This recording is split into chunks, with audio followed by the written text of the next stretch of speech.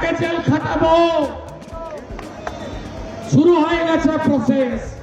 আর কি চলছে?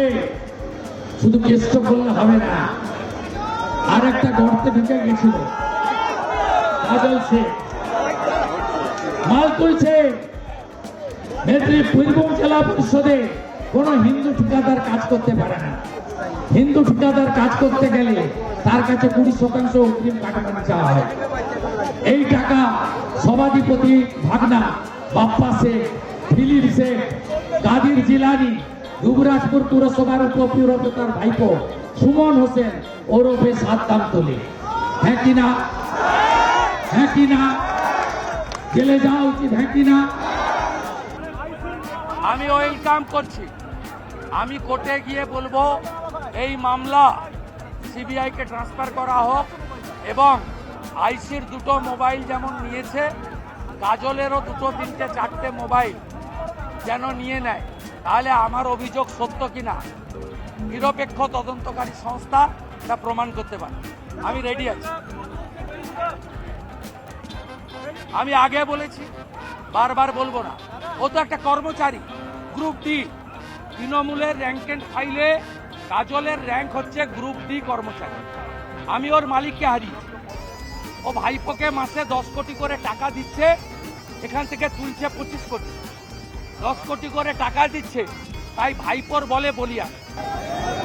হিন্দু ঠিকাদারদের বাড়ি বাড়ি ভয় দেখিয়ে লেটারের সই করিয়ে টেন্ডার উইথড্র করানোর মূল কারিগর হলো কাদির জিলানি আর বাপ্পা শেখ। এদের উদ্দেশ্য হচ্ছে বীরভূম জেলা পরিষদকে হিন্দু মুক্ত করা।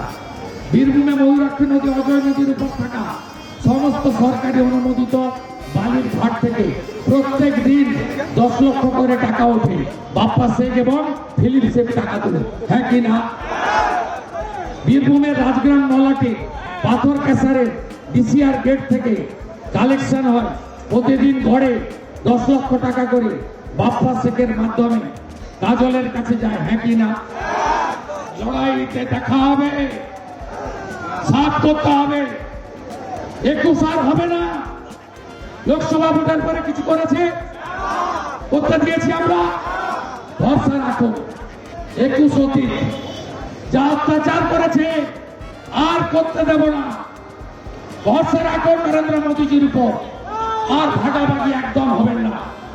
সমস্ত হিন্দু আদিবাসী জোট বাঁধুন। পশ্চিমবঙ্গ নেই, পায়ে ঘাট দেখেছেন, বস্ত্র সরিয়ে হিন্দু দেখে দেখে মেরেছে, সিঁদুর দেখে মেরেছে, হাতের টাকা দেখে মেরেছে, কলমা পড়তে পারেনি বলে মেরেছে। এখনো ঘুমাবেন? ভুলিয়ার সাবসেন্টন দেখেছেন? দেখেছেন? হরগোবিন্দ দাস, চন্দন দাস সিপিএম করত, সিপিএম বলে মারেনি, হিন্দু বলে খুন করেছে। আপনি ভাবছেন মোথাবাড়ি তো অনেক দূর, কাল যাহা মোথাবাড়ি আগামীকাল তাহা আপনার বাড়ি। জাগো হিন্দু, জাগো হিন্দু, জাগো হিন্দু।